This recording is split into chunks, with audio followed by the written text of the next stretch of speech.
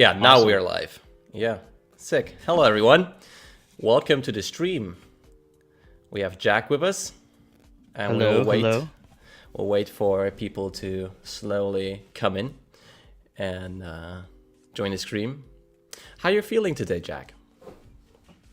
Very good. Very Very good. good. Very good. It's been a long time since I've spoken to you on any form of audio chat. It's been a while. It has been a while. See the difference? I think you're probably drinking coffee because it's morning for I you. am. No, it's not. It's evening, but I had a rough night. You had a rough night. Yeah. So you're drinking coffee. Yeah. No. I'm drinking cheap Chinese craft beer. So. That's magnificent. I hope that will make you feel good. All right, people coming in slowly. Hello, you guys. Here it is. Let's go. All right, guys. We'll probably wait 10 minutes till people show up and really join the stream, and then we can start with talking everything about NOSFET, the new wheel. Dude, your background, it's making me jealous. Yeah, I have a bunch of just lights. The LEDs just make it work. It doesn't look so nice when you don't have the LEDs good, on. man. You like the stars, right? It's a star projector. I like everything. I like the wheel on the left and then the NOSFET or whatever, and then you got the glowing lights. It's very good. It is very good. I'm glad you do like it. So you saw that? That's a new kit for the V14 by Grizzlo. We have a seat finally, aftermarket. Well, they had a seat. The guy that designed a seat, there was a Chinese writing group that made one that was pretty decent, but my friend has one. It didn't seem like he sold. Yeah, I don't think he sold many, because I haven't seen many people use. It's very expensive. It's like $200 just the seat. Oof. Yeah. That's an expensive ass seat. Your butt must be ass pricey. seat. Yeah. Exactly. People coming in. Good day from Melbourne, Australia. Yeah, tell me guys where you're from. We have good day from Melbourne. Yeah. Oscro EUC. Iowa, Paul E-Wheels. Sadly, we don't see the wrong way emoji thing here. Sadly, StreamYard doesn't show the wrong way emoji if you're a patron, but you're not a patron, you're a YouTube, what's it called? Member. So thanks for being a YouTube member. Already some questions about the design. Jack is the designer. We'll answer all of that later. Northern California. How do we say this? Hi from Brazil. Here from Virginia, Quebec, Liège in Belgium, New Jersey, Serbia. Sick. That's awesome, you guys joining in. 80 people on the stream. London saying hi. Wow. Awesome. That many people watching us? No, I'm kind of nervous. You should be. I feel the pressure. Well, it's the first time where we are sort of on the opposite side of the table, sort of, because usually we were we talk about wheels and we review them, and now we're oh, you're on the side of the producer, so I'm I need to ask the right questions. I can be a little bit uncomfortable for you today, so I apologize in advance. You're gonna corner me. I already said to my team. I feel like Adam is gonna corner me on this stream. You are right. Yeah. No, it's all the respect. It's easy to critique someone. It's easy to comment on ideas. The most difficult thing is to really develop something and actually make it into reality. So, kudos for that. Yep. That's why we just have 4 EUC companies. We have many people designing, prototyping, saying ideas, but in the end, the product that is on the market, there's just very few of them. Yep. What's your plans of going to North America again? I really want to go to Vancouver. Okay. Next year, I want to go visit everyone there. Liam, Aaron, Gabe. Okay.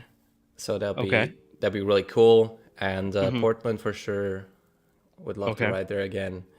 And we'll see about the rest. But I'm because Albert's getting married end of February, so I'm gonna swing around. Apparently the weather's not gonna be so nice in February, but Probably I'm still gonna make a trip to near Squamish and Whistler, see what new trails Albert has, and yeah. All right, that's exciting. Yeah. Yeah, I'll see if I have both funds and time at this point, but yeah, that's good to know. That's good to know. What happened to your trip? You were coming to China. InMotion was sponsoring you to come to China. We were about to do it, but then like somehow it just melted. I feel like I don't know. The subject just got lost in the meantime. I have to reach out to them again. Yeah, but I really want to go to what is it? It's Dongguan, right? Or is it Shenzhen? InMotion's in Shenzhen. So Shenzhen and Kingsong. Oh, sorry. Kingsong and InMotion are both in Shenzhen. Preorder is in Dongguan, and then Leaper Kim is in Guangzhou, and so are we. All right, got you. So, but it's all like one part of like one area, sort of. It's not very far away, those cities. So the furthest distance would be from like NOSFET all the way to InMotion, and that'd be like a 2 hours and 15-hour drive. So 2-hour drive. Okay, that's not too bad. Yeah. Yeah. That's not too bad. Okay.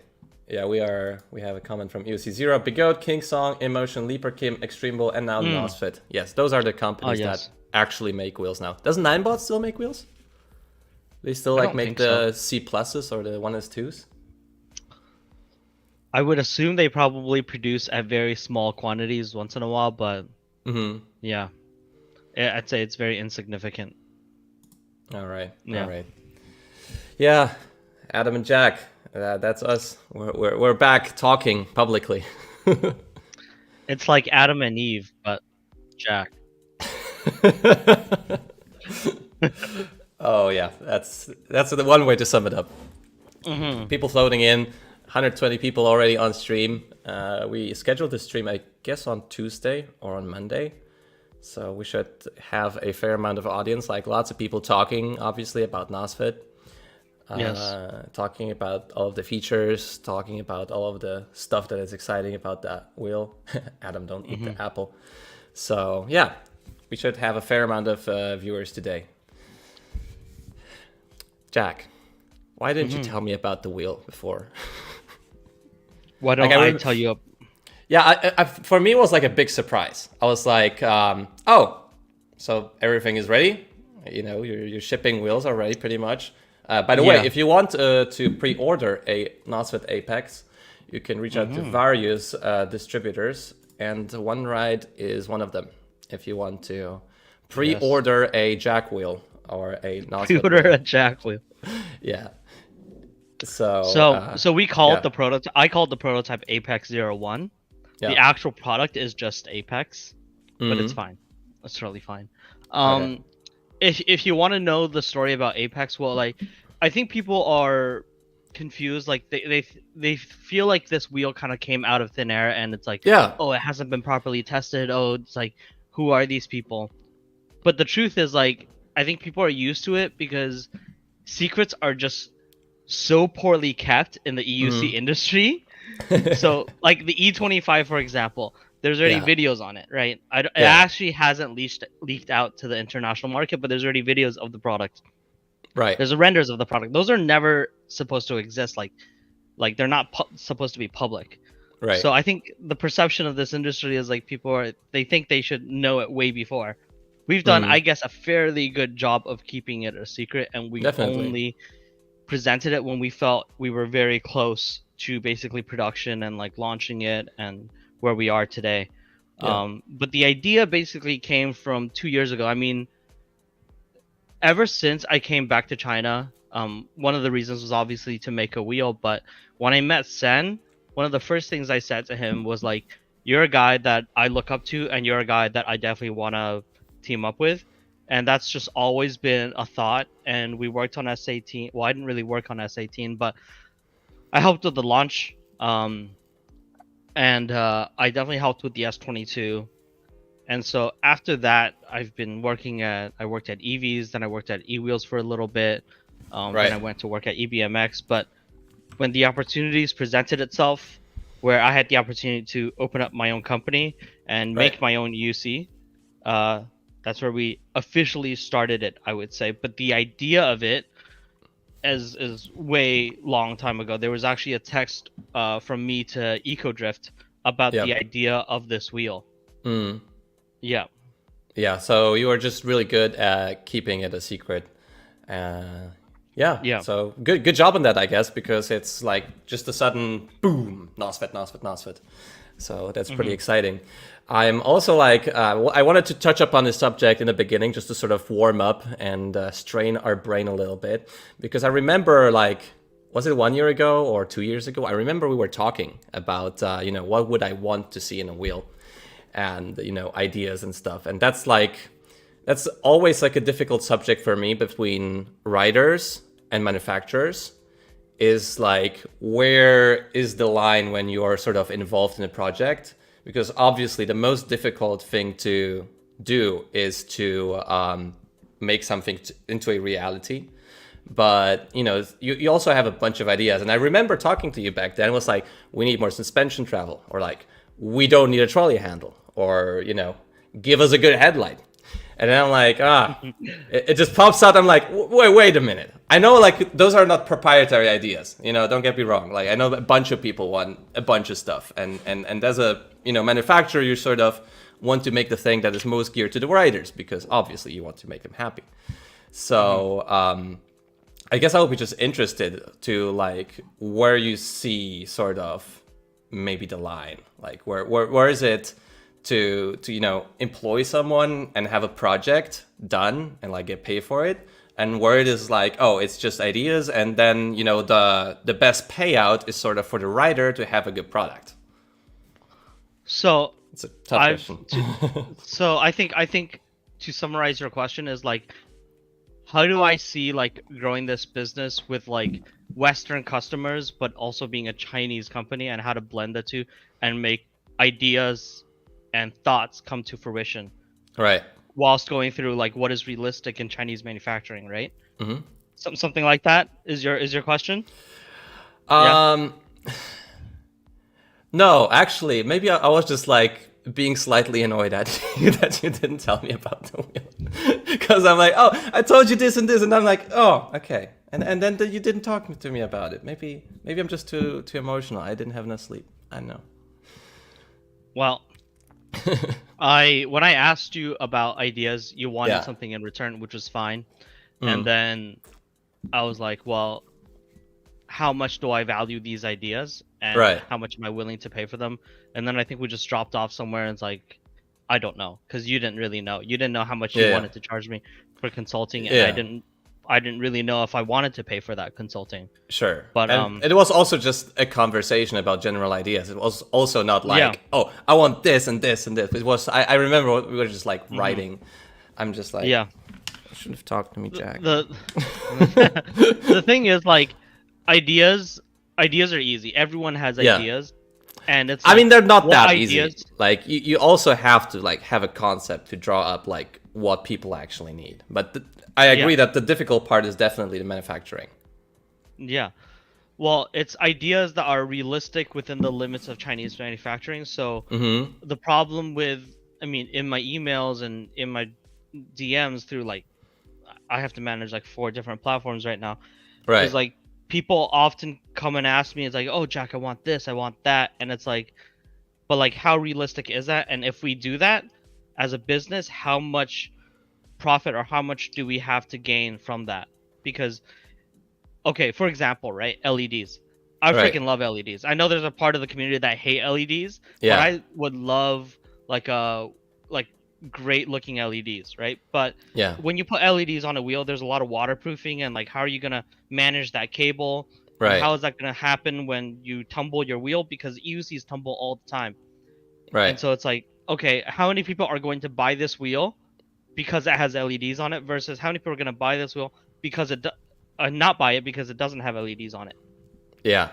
So that's a good question, because like turning it the opposite way around, if someone gives you an idea that will like turn out to be wrong, like you wouldn't like the person who had the bad idea wouldn't like pay you back for giving you a bad idea. Exactly. So I think that's just very interesting in general, how to sort of value this topic, and where manufacturing concepts, prototyping, and everything comes into play. So yeah, I just wanted to warm up with that a little bit. No worries.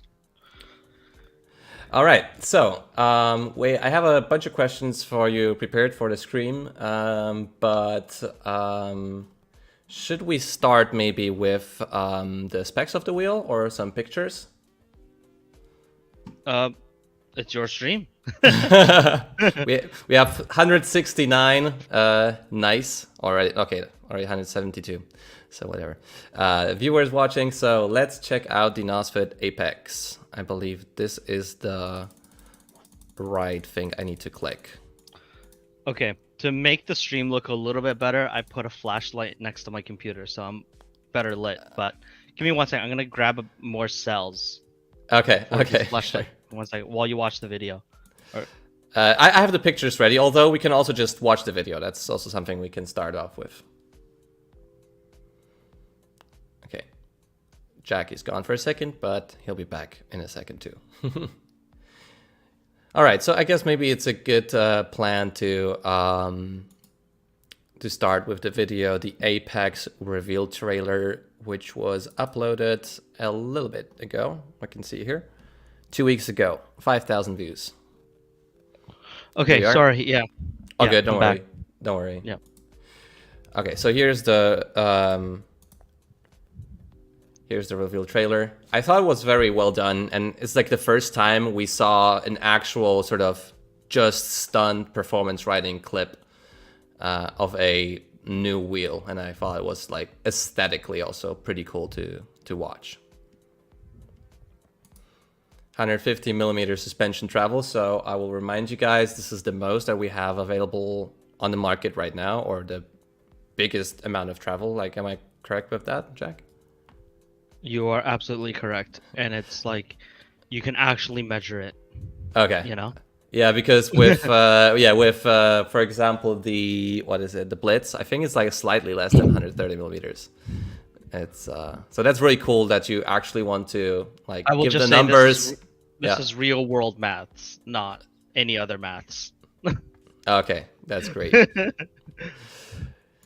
we have the adjustable suspension travel. We'll talk about that later. That's very exciting and first sort of its kind on the market, which is pretty cool. Balanced weight distribution. Okay, the stanchion, for those of you who don't know, the stanchion is essentially like the slider mechanism, right? Yes. And Pro grade, we'll talk about that, I guess, a bit later. Which, no, S22 has less suspension travel.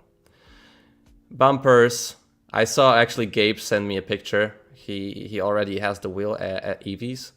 And he said, like, oh, he's in love with the bumper. He really likes the design of it and like how the bumpers are really nice. I mean, I'm always biased if I say anything about the wheel. Yeah. But like another key thing that I think not many people take advantage of, but I mean, no one has the wheel yet, so it's like very few people have the wheel yet.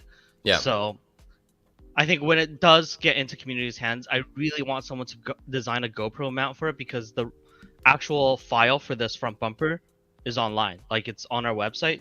So if you need a bottle holder, or I don't know, maybe you want to design LED to hook onto that, you can do that. So that's awesome. Yeah. That's really community focused approach. That's really cool. And this is on the NOSFET page, or is it in Thingiverse? Yeah. It's on the NOSFET support page. All right, cool. So then we have 85 millimeter wide tire. Super exciting because most of them are what? They're just a bit narrower.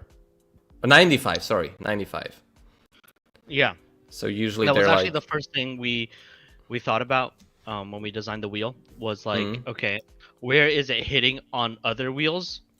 And a lot of the time it's the same position where it's like the motor cable part, or what connects, like it's like the bridge inside the wheel.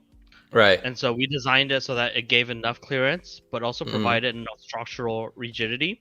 Right. For 90/90 tires. Awesome. So usually on UCs we have 80 by 90 tires, and here you can use 90/90. And I guess one of the tires you really like, the Shinko, what is it, 244? Yeah, Shinko 244. That's a 2.75 by 14. So, yeah. No problem with that. Yeah, no problem with that at all. I've been riding with that as well. There's also TNT, which is a little bit narrower than the Shinko 244. All install fine. I installed a CST 9090 racing tire as well, and yeah, no problem at all there. Yeah. All right, awesome. Optimized software for track and trail. So I guess it'll be different than what's available on the market right now. It's optimized for track and trail in the software. We've tested it through track, and we felt we wanted the pedals to be stiffer in the reaction, not have as much movement. So we've designed it that way. There's actually also a hidden feature inside that'll calculate how much airtime you got, but I'm not going to tell. We'll keep it as an Easter egg, but it's actually, it works really well. We've tested it a little bit, but we don't know how to fully utilize it yet. But it can be calculated. That's amazing. Maybe we'll do like a feature, like a competition later for like who had the biggest airtime. Right. You know, probably gonna be Mike Leahy, but you know. Yeah. That's very exciting that you can actually calculate that. So as a manufacturer, you're already thinking in advance for the people who want to jump, which is usually just manufacturers just are usually accounting for like tilt back in the air, but they can't really, I guess, calculate what's the air time. And another thing to realize is like with every wheel you have to calibrate, like even though you're using the base level code of like deeper kims, but ours is modified in a way. So I think because a lot of people who ride EUCs are only maybe used to EUCs, but it's very common in like electric scooters for people to have a far driver controller, and then far driver goes and sells that software or authorizes that software to be used in a different controller and modified in a way to perform in that space. Okay. So kind of like what we've done is we wanted our software as a first launch product to be stable, be very stable, and so but we also need it to be tuned to our wheel because it has to also match with the structure as well, which is something I don't think a lot of people know. Yeah. Okay, that's very cool. Yeah, I mean the veteran software has to be a good way to start out, but then adding your own flair will just help. Probably it's very difficult to start your own firmware like at the get-go and like make it just very stable. And we have already the first questions coming in. Can we use the airtime sensor to let Wrongway do front flips and jumps without cutting out? No. It is not doing that. But I know Wrongway has access to, if he wants, to the Russian firmware. I don't have it. No. Well, you just gotta ask. Yeah, I heard about it. It's the software which like does turn the wheel around. But yeah, I'm actually not very keen on testing that. No. Okay. No. I just need a light wheel for that because the biggest like hurdle for me with jumps, like huge jumps, is like not really falling. Falling is usually fine, but like what does the wheel do to me? Yeah. So yeah, no front flips yet. We keep on with the trailer. Here it is, some more pictures, and that's it essentially. So I will just minimize that real quick. Maybe you guys have some questions right away. In retrospect, that reveal trailer probably didn't do the best all of jobs given the comments and the feedback that I got from it. Because it was very short. Features. Yeah. Yeah. But I think the video and the pictures that came with it, like in the second launch, helped out a lot. People understood what the product was actually about. Yeah. Okay, so we have a first questions coming in. Where is the company based? By Pedro Sirocaba. The company is based in Guangzhou, China. There you have it. Very quick answer. Maybe another question by Vasata. My question is, why should I buy Apex instead of a Lynx or a Sherman L? Okay. I wouldn't even consider the Sherman L. Like if you said Lynx. Yeah, the Lynx Apex, is really a competitor, Master, but Sherman L is X-Way, different. Sherman L is like a long-range cruiser. Yeah. And it's a fantastic wheel. I have it, and it's very, very good for a wheel that size. But really, you only need it like going 160 kilometers if you really like going through long trips. Otherwise, I don't really see a need for it, personally. If you compare the Lynx to the Apex, there's a couple of different things. So starting off with the firmware is harder on our pedals. So if you like that Begode ride feel, you'll like that. You'll find that a little bit more on the Apex. The suspension. So one thing about the Lynx suspension, which is great because it's trouble free, like that fast A suspension, it's worry free, and it doesn't matter how we design the suspension linkage. There's always going to be maintenance around it, and we just have to get around to understanding that, because even in the mountain biking world, it's not like you can just ride your bike for the 3 seasons and it's like expect it to work perfectly, you know? Exactly. So there has to be a change of mentality, but in perfect scenarios, if you to ride be also Lynx, easy to maintain at the same time, and you know, it has to be renewable so you don't have any bolt stripping and stuff. Yeah, if you ride the Lynx, you'll going over like ditches, like little big potholes, you'll find the wheel goes down into it and pops you back up. It's bouncy. Now, it's a lot of movement, which ideally for like actual suspension, it's supposed to come down and stay. It's not supposed to go up and down, up and down, up and down. Given the Lynx is still a very, very comfortable suspension wheel, not trashing it at all, but our suspension just behaves a little bit differently. I'd say better. But for sure. That's the strength of the Apex.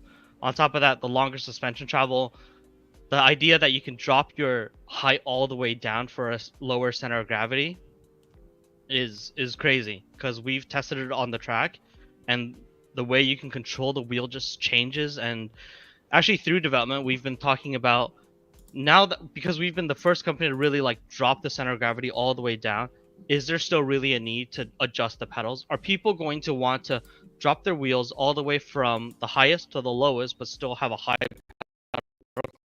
clearance, or vice versa? Right? Yeah, I actually looked into that, and that's very interesting for me, because one issue that I have, for example, with the Blitz, is that the pedals go really low when the suspension compresses all the way. And I saw that on your wheel, it's about like 15 centimeters. So that's really like still an area where you're like quite comfortable not clipping the pedals too much. And when you look like there, I will show both pictures. You can see, I guess this is the full suspension travel, and this is it all the way down. Yeah. So you don't really have the need to adjust pedals then right away, because like, why would you put them higher in this position if you just can't have the wheel higher itself, right? Yeah. And to add on to that, Adam, is, you know, I think we've been adjusting pedals because it's literally been the easiest way to do by lowering center of gravity, like to solve that problem. Just drill a little bit more holes into however it mounts on, and there you go. Right. But the real issue is dropping the entire weight of the wheel along with your body as well. Yes. Not just one part. So yeah. So that's really cool. That's by the way the mechanism that will work or works in terms of dropping changing the geometry of the suspension. I guess in the end, that's what it is.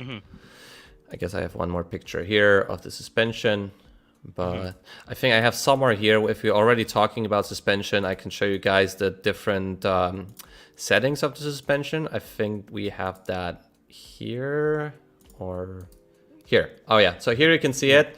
I think this sort of picture shows it really well. So you can have like just 55 millimeters of travel, which is really a little, but for, you know, racing where there's no potholes, where you need like the very direct feeling of riding a wheel, you don't need much travel. So this you set up for track use, and then if you go off-road, you have much more suspension travel, but at the same time the wheel is taller then, so the balance is higher. And then you have all of these settings in between where you can just like make it perfect for you. So if you want to go a little bit of it, a little bit of that, you can just, you know, go in between. What setting were you usually using in that wheel, or were you like constantly changing the settings? So to test the suspension linkage and through most of the development, I will say we have been mostly in the highest range, because that's where it takes the most time in development. Like it being the lowest does not really, like if it works in the highest, it'll generally work in the lowest. So we don't really, we've had test sessions in the lowest, but it's not been the majority of the time. It's been the highest position. Yeah. Okay. And that is probably a very high position for a wheel, 31 centimeters off the ground. Yeah, it's definitely high. Yeah. I'm very curious how that works with the with like riding on trails, because like one thing that I always really fear is clipping the pedal. So I'm curious how that will look like on the Apex. For me, as a rider that is not as high, problem with a wheel this high is it's up in your crotch. Off-roading. Yeah, when you're off-roading and you're going uphill and you didn't manage to get it up on the first take, and you're trying to start on an uphill, it becomes a little bit more difficult because I'm not a tall guy. So, yeah. Right. So then you probably from the get-go would like set it up a bit lower if you are like a lower rider. So that's kind of cool as well. All right, let's. If you have, by the way, any questions in chat that you would like to answer, feel free to check them out. I can highlight them too on stream. Happy to hear about firm pedals. Will you have a manual that details maintenance on the wheel?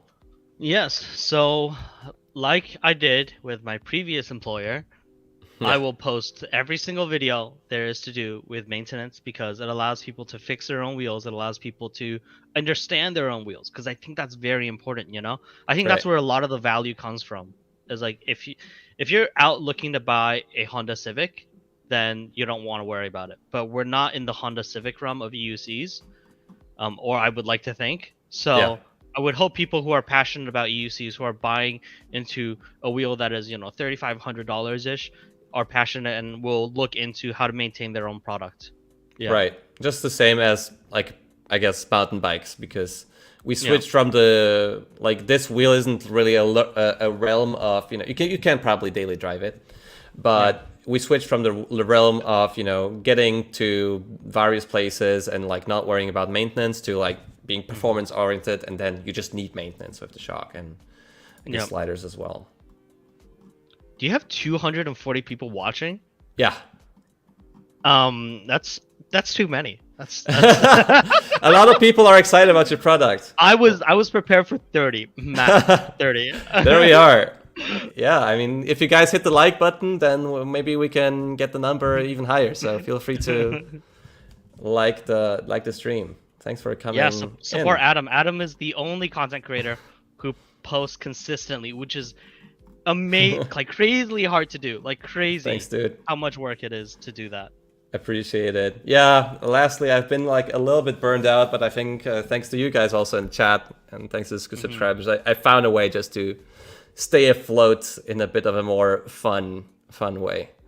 So yeah, thanks also for joining in on the stream, because you know a lot of people are curious, a lot of people want to find out about the Apex. We have so many questions. yeah. If you want to like answer any question, like pick it, and I'll highlight it on stream.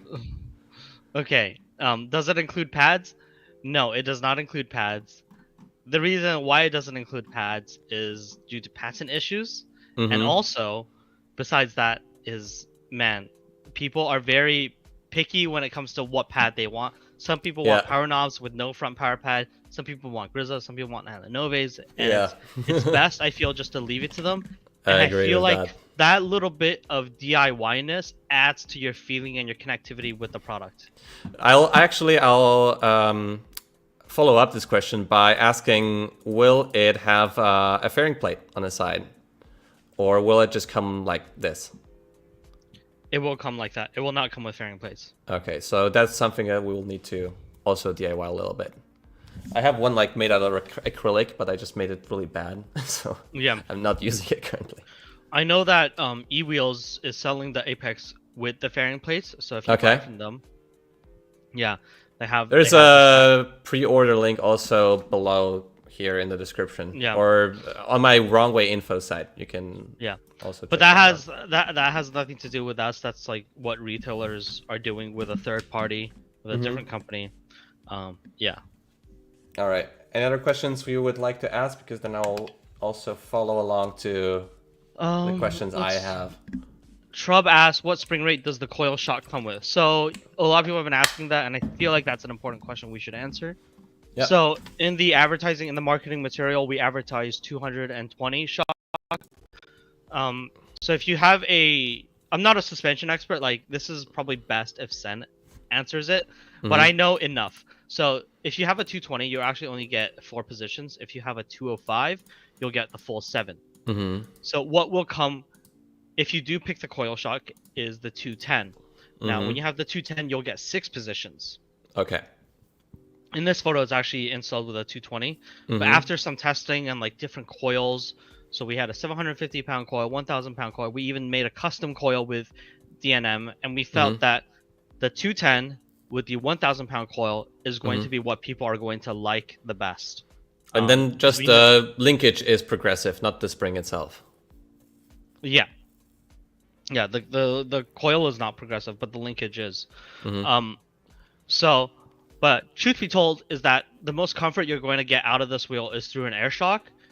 Right. I don't know what this wheel feels like with a 205 coil shock, because those are not really accessible in China, and they're definitely not accessible in a like OEM manufacturing kind of way.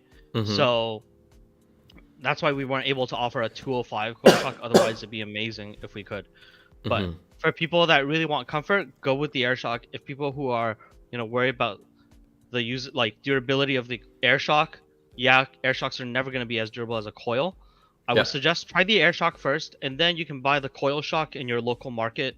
205, RockShox, Fox. They're not expensive, Execution. the DNMs.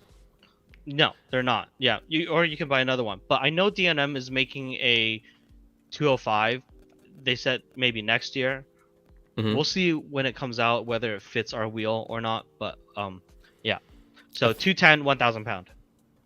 So I think that's also a really good choice. You went with a aftermarket shock because those guys just know what they're doing.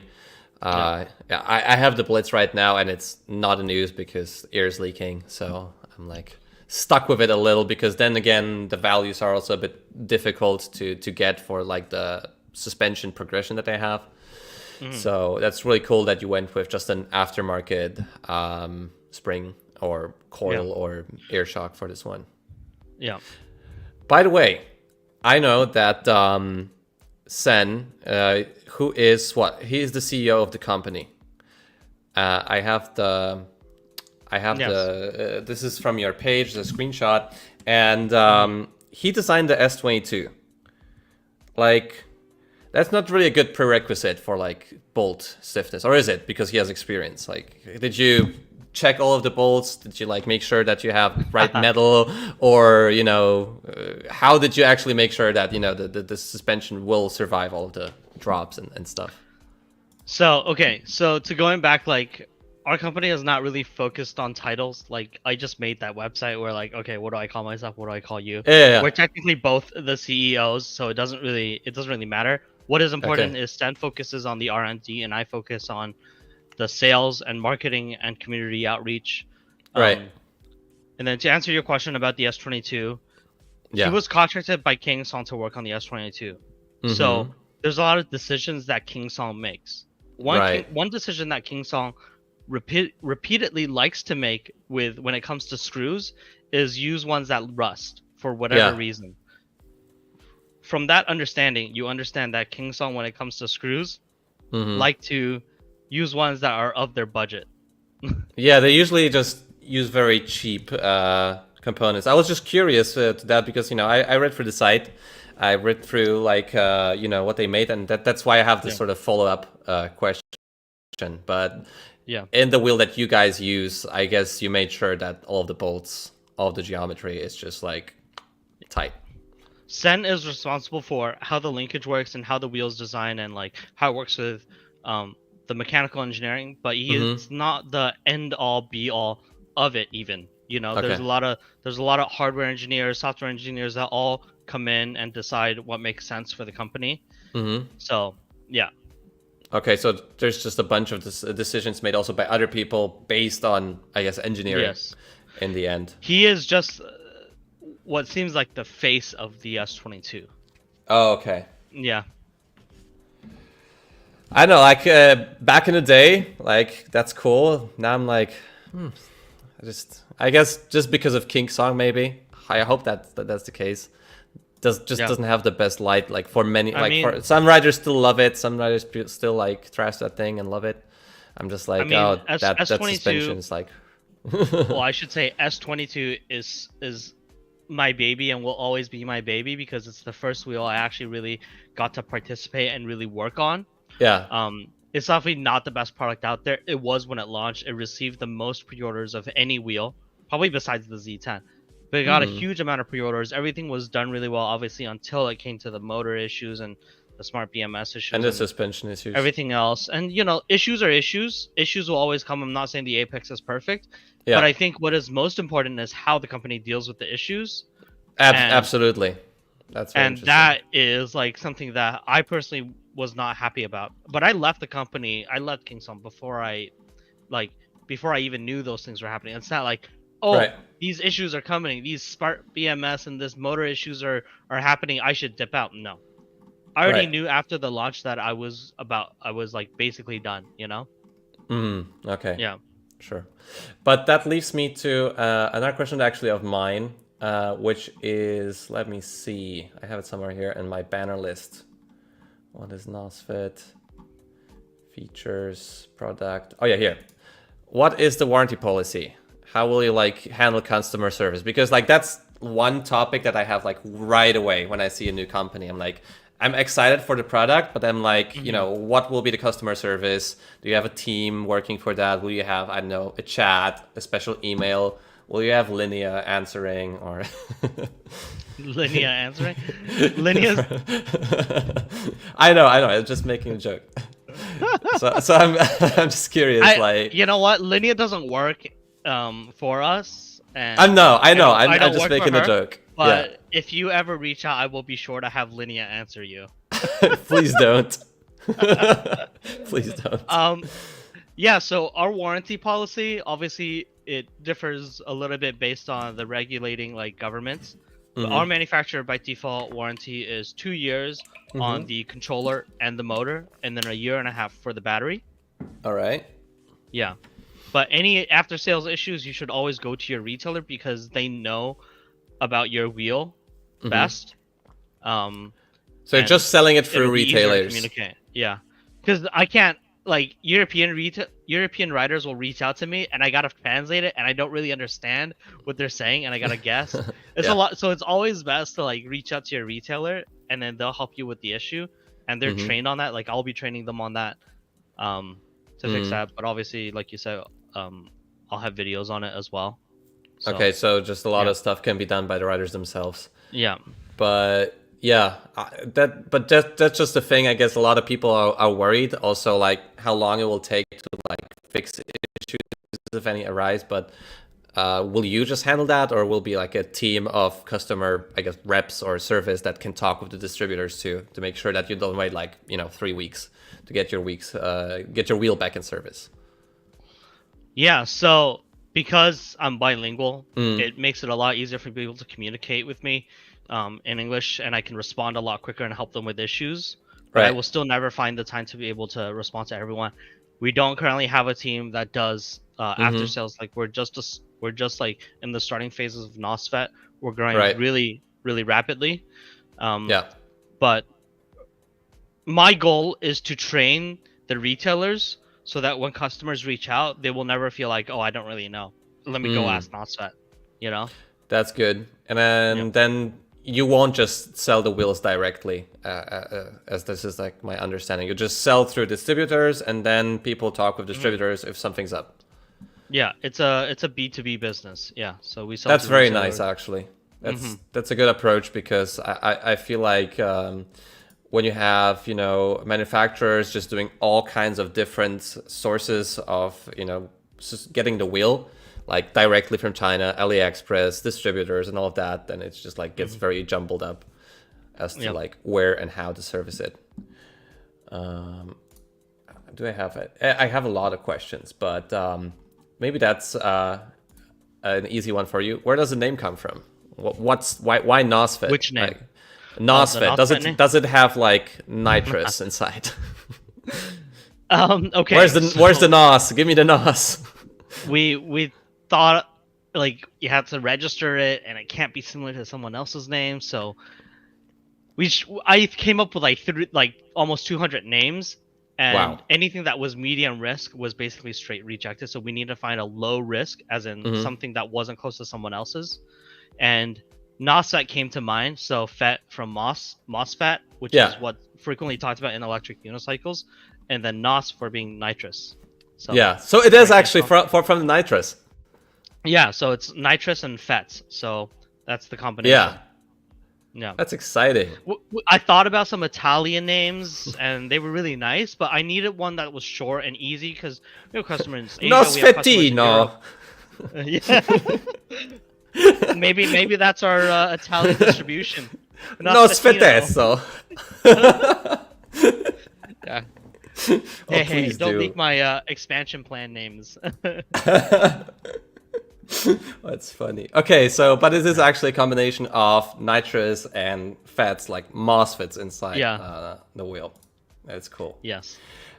I have to ask you this question because I didn't have the opportunity to yet ask this question to you manufacturers, because manufacturers have like sometimes those things that you sort of take it for granted that they have this in their manual, but you're like, so what is safe speed 19 kilometers an hour?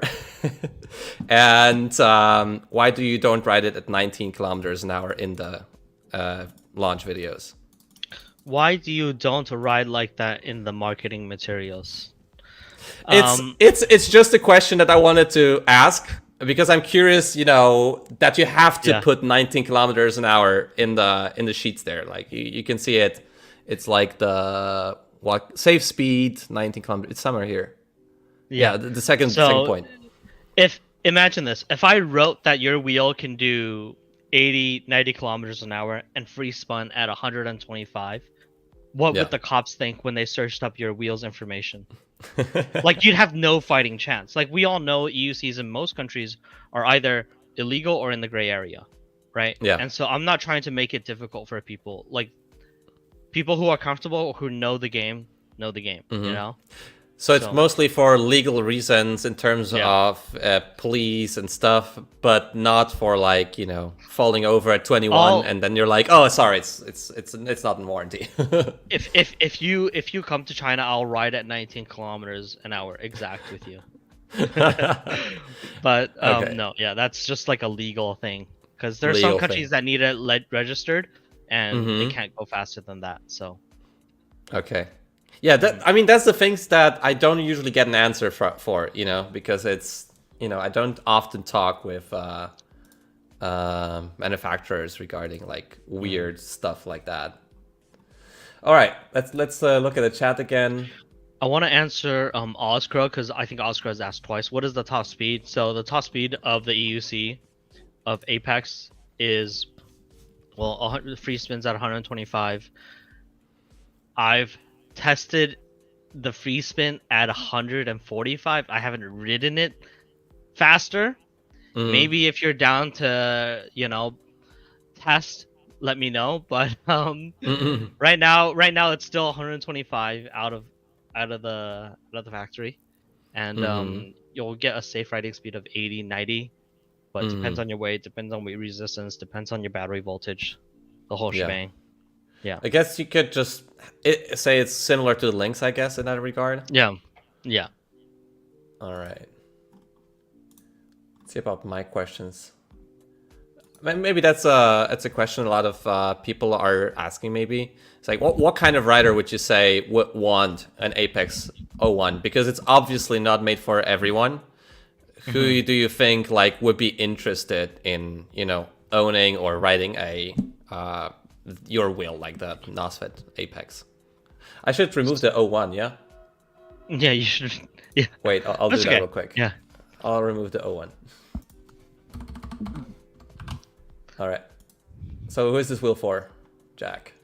So when we designed the wheel, and we were thinking about the different products we could make, we were like, damn, the S22 had such good potential. It was such a great wheel. It looked great, and it's what the market wanted. And then we felt, okay, has there been anything else on the market that is focused on that? And so that's basically where the Apex came from. And with racing in Spain and the US being such a popular extreme sports event, and with suspension raising the wheel up high, we figured, okay, how do we connect the two so people don't have to keep buying like $4,000 wheels?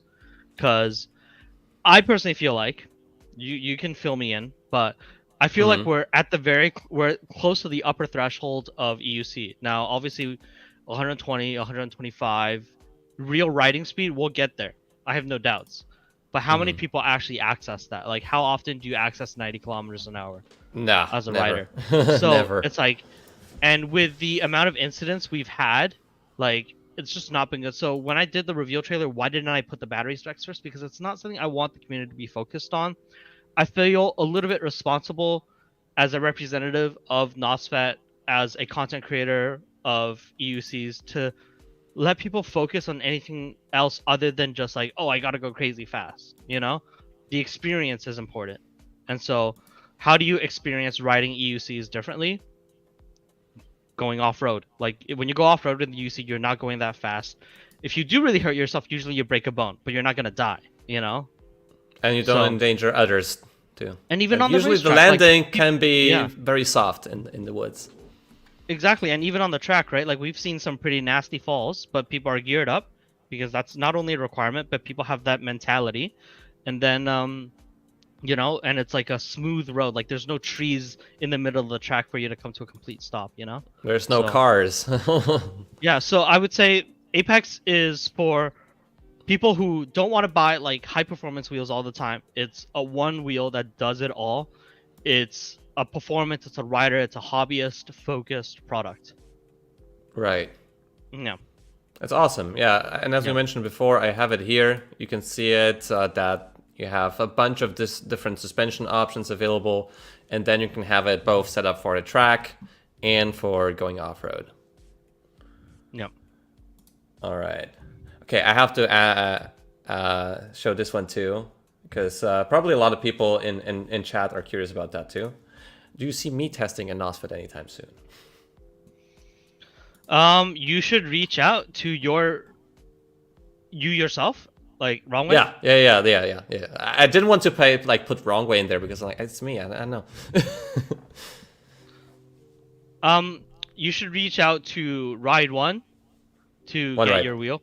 Yeah, One Ride. Sorry, I always get it confused. All good. So yeah. You should reach out to because we don't work with content creators direct. We work through retailers in the region to help manage those connections. Yeah. Okay, so it's all, both service and creators and everything is just done through distributors. Yeah. It's a big expense for us, and it has to make business sense, so it has to connect to a retailer. That's how it should come back full circle.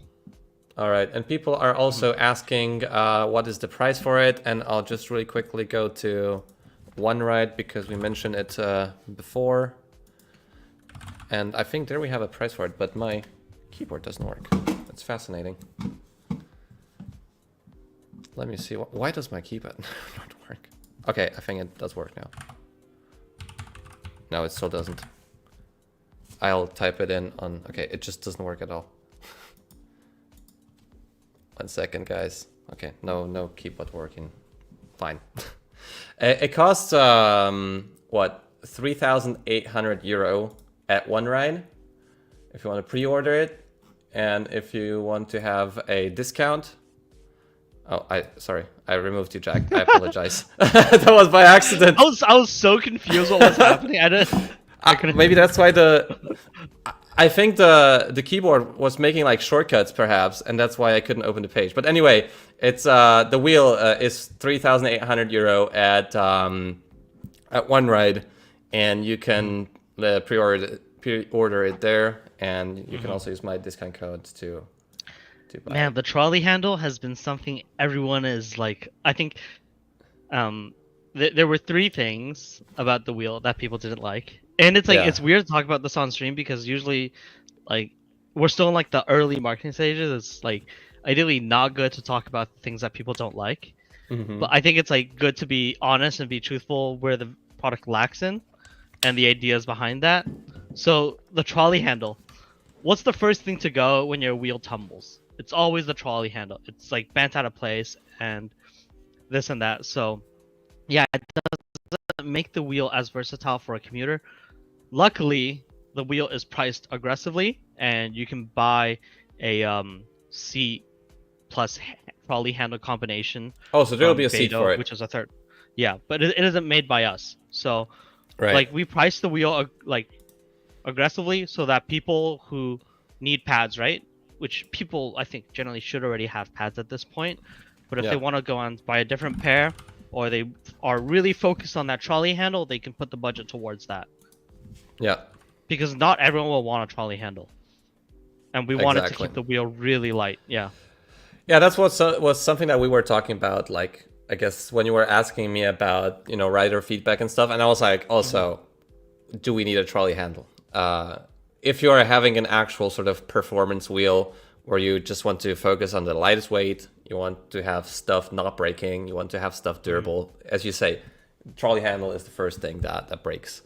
So you can have it like a bit more sort of inside the wheel, like on the InMotion V14, but still, like, it's a part. Like I'm with you on this one. I don't think it necessarily needs one. I don't think you'll be riding the Apex to do your groceries. I think it's a wheel that is designed more for the sports factor of it. Let me see if I can really quickly share the screen and show you guys. By the way, what's been the best trolley handle that you've seen on any EUCs that you've been on? There's been so many. I think I have the here. I'm sharing the screen now. Here is the price of the wheel, 3,800, and you can use the coupon code wrongway to get a discount for it. The best trolley handle. Let me think real quick. So, it's easy to find the worst one, but I wonder about the best one. I really like the trolley handle in the Extreme. I thought that was a great trolley handle. It took many tumbles. Only thing I would change in it is I wouldn't make the position for lifting up the wheel.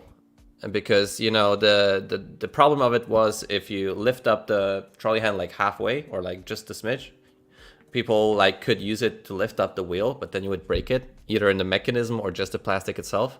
But that trolley handle always worked for me and always like was locked in on the bottom, because on the Lynx, first version didn't work for me. I got the second version and it also sometimes just like pops out by itself. So I would say either this or I don't know what really. I had like a metal trolley handle for the MSP, which was like aftermarket. So maybe that. Yeah, and with the way our suspension works, you can tell where that bridge is. It's very hard to integrate a suspension or a handle right in the middle there. We really wanted to, but it's just too difficult. Would cause too many issues, and so here, you know, then if you put a handle in the middle, how do you make that controller housing? How does that waterproofing work? Where do the screws mount in? And like, how do you repair that trolley handle? Which is probably going to be a thing that people like often will have to repair. So it's like being considerate when you design a product, understanding like the use cases. And there is no perfect product. That's just the truth. Like, I wish I had everything, you know? Yeah. But it doesn't. You're gonna find other EUCs on the market that does things better than the Apex. That's totally fine. I'm fine to admit that. Yeah. Also, another thing is that if you look at the wheel in this picture from the side, you don't realize how high it is off the ground. Like, it is higher, much higher than the Lynx. I think, at least from what I can see here.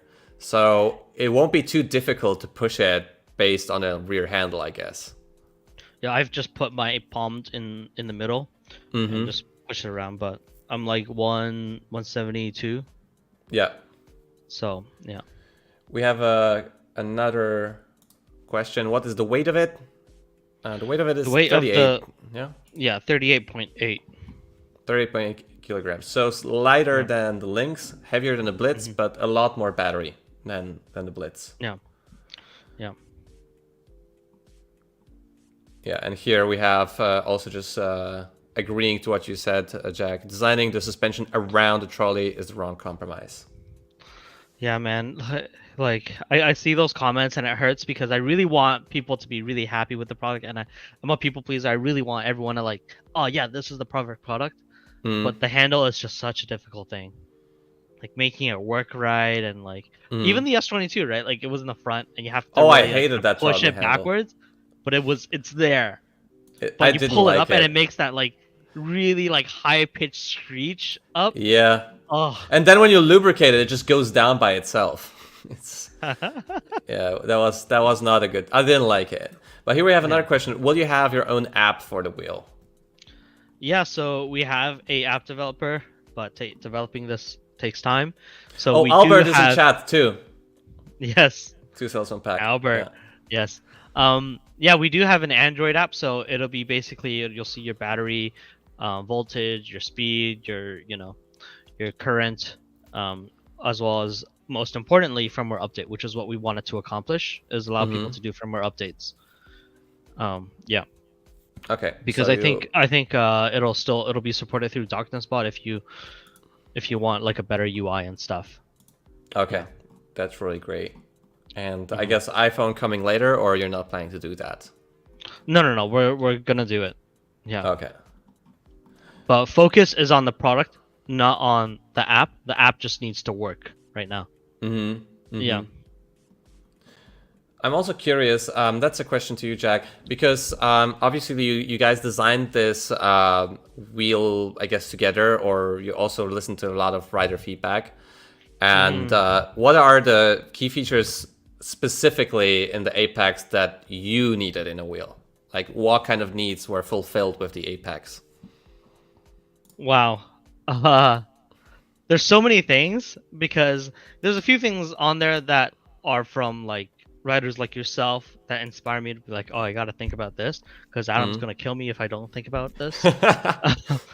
But for me, like personally, what I cared about was the suspension quality and having a wheel that the suspension just really feels really, really good, as well as the balance. I really cared about the balance because the S22, you put it in idle, you turn off the wheel, and it just was back heavy. It just becomes back heavy. Remember back in the early launch, people were like, "Oh, like adjust the gyro so it's like tilted forward, or like ride your wheel backwards." That's what I did. That? Yeah, I did that. I made a whole video. Yeah, that was hilarious.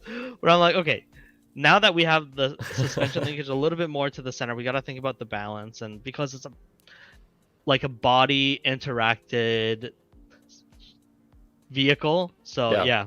So that was one thing that I really cared about. In the headlight, I actually didn't care so much about the headlight, but Albert and you were like, fucking leave. Hey, no, sorry. We have to bleep that out. Okay, no, fine, whatever. It's not monetized anyway. That doesn't have a cutoff angle, you know? And we said, okay, well, if we design a headlight and if we're gonna put the money down to make it, it has to have a cutoff angle. Yeah. You know? That's a good move. Yeah. Now I'm actually a bit different on that subject. So sorry about that. That's like one of the ideas that I should like pay you back for. No, I think that I think that UCs nowadays they should have two beams. They should have a floodlight and they should have a cutoff beam. One for off-road, one for riding around the city. That's my take now. So our wheel, you can adjust the headlight. So it'll adjust to your speed, but it will also Well, high beams and low beams? Well, you have your daylight running light, which is that atmospheric light around the big bulb. Yeah. And then if you push the light button, you can adjust between low, medium, high. So different watts of your headlight. Oh, okay. So it's a brightness setting. It's not a so sort of high beam, low beam. Yeah, so you're not always blasting 20 watts. That's brilliant. That's what I told Leaperkin to do. It's like the Leaperkin floodlight is fine. If it were like brightness adjustable, but that's also very good that you thought about that. Whoa, you got some gifteds. Oh, let's see. I missed that. Gifteds. Is there an S after if it's multiple gifted? It's gifted, yeah. A Viking. Thanks so much. A Viking in 2 streams ago, I think he gifted 50 Wrongway memberships. So that was very generous of you. Thank you so much. We have almost 300 people on stream, by the way. So that's crazy. Hit the like button if you want to get those numbers up even higher. Yeah. We have a question. How does Apex power compare to other wheels, like the Lynx? How does the power compare? The wheel rides different to the Lynx, based on structural and software. You just have to ride it to kind of really understand it. Yeah, I guess the power maximum is kind of similar in terms of like output, but it rides differently. Yeah, it rides differently. I would say it feels cloudier with a harder pedal. I think that's what Albert summed it up well. Apex very power. Much power. Much power. Very like. Okay, let's see about some questions that I had too. Okay, right. Yeah, I mean Gabe is probably the only one that actually has the full Apex. I know we have Marty who is going to get it Saturday, I believe. So, yeah. All right, so just the first people are already getting them in to test and check it out. And we're open to tuning, so like if people want the wheel to feel different, and I hear a lot of voices, like I have to hear a majority, unfortunately, or like a certain extent for me to tune the wheel a bit differently to match what people want. Yeah. All right. Yeah, I looked at my notes here when it comes to just the questions I had, but like a lot of those we already talked about. So really, it's up to you guys at this point. I have pictures of the wheel which you sent me. We have the specs. Anything you want to ask Jack, who is responsible for this wheel, along with Sen and I guess a bunch of other people, feel free to ask those questions now. I guess I was planning to do a 1.5 hour stream, but if we have a bunch of questions later, we can even, if you have time, because it's very late in China right now, I guess we can also make it a bit longer. Oh, I'm happy to hang out with you, Adam. Don't worry. All right. I'm not making you too uncomfortable. No, I'll hang out with you, Adam. Right. You never get to hang out. Yeah. All right, but people are watching, so you know. Be gentle. Be gentle. There was a question about why super sticker by Unicycle. Thanks for having you here. All right. Yeah. Super sticker. There's a question why EUCs don't have USB charging ports anymore. I think it's generally due to the way EUCs have progressed in the past 3 years, as well as providing good waterproofing. If you have like USB-C, it's more water ingress points and how like the wheel tumbles and how does that seal still hold up in that tumble, and how many people are going to buy the wheel because it has the USB. It's like, cool, it has USB-C, but it's like, oh, I gotta buy this wheel because it has USB-C, are completely two different ideologies. Right. So, but I do think smaller wheels should have USB-Cs and power outputs of that nature. Right. Yeah, I guess the philosophy of leaving parts out that are not necessarily like super important for like performance riding is a good way to do it. And we have a question by Omid. I think that's pretty key one, by the way. Omid, a long-time subscriber. Thanks for dropping by. Does the wheel have a Hall sensor less riding or redundancy riding like the Lynx? It does. Okay, there you have it. Yeah. Why are all new EUCs black? Our wheel isn't black. Most of them, or they have like orange accents. What happened to the orange, man? It's still there. Like the Falcon is orange. Hey, you need to bring orange back, Gate, or something. I don't know. I think we need pink in the wheels. No, our wheel is actually space gray with silver. So space gray. It's not all black. All right. Adam, read it out, please. And why is it all black? Why are most EUCs black? Because it's the easiest to manufacture and hide defects. Simple. Yeah, and it's also just very versatile for like people who want a wheel. Like, yeah, it's also neutral. Yes. Yeah, it's like the Ford Model T, I guess. Yeah. Let's see. Reduced Gravity asks rough date of release. I can pre-order, but when will it ship? Q4, Q1? It depends who you order from and whether they've actually placed an order through, because some retailers are, they have it on their website, but they haven't actually placed an order to us. So it depends on where they're lined up in that internally. So yeah, here you can order it on OneRide if you want to pre-order it, but yeah, it's available at distributors. That's the key issue. I mean, key thing.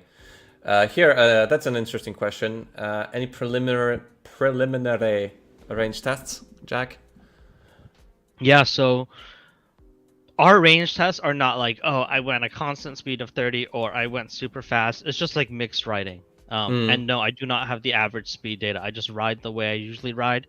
And I got basically like 10 kilometers more than I did with the Lynx, but there's obviously different variables, so take that information.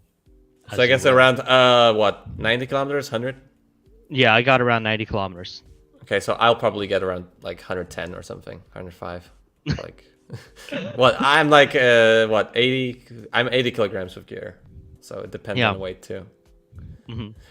A question by El Unipsycho. Do you think the suspension is as durable as on the Leaperkin wheels? We touched upon that before a little bit, but maybe you can elaborate a little bit, Jack. So it's not. I won't talk about the durability, but what is different is Leaperkin suspension requires basically no maintenance, or very little maintenance.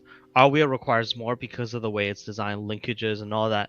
You need to grease it, you need to oil it. Like it's like riding a mountain bike. This is just very normal stuff that people need to get used to, because we're in the realm of extreme EUC riding that will take you like to go jumping, you know, with humongous travel. So yeah.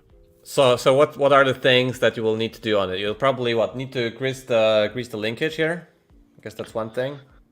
Yeah, so you'll need to grease the stanchions. So out of factory, we actually if you don't know, by the way, really quickly, sorry to interrupt you. If you don't know what stanchions are, those are stanchions. Here you go. Yeah, I call them stanchions. Yeah. So we actually made our own lubricant for that. By Durex.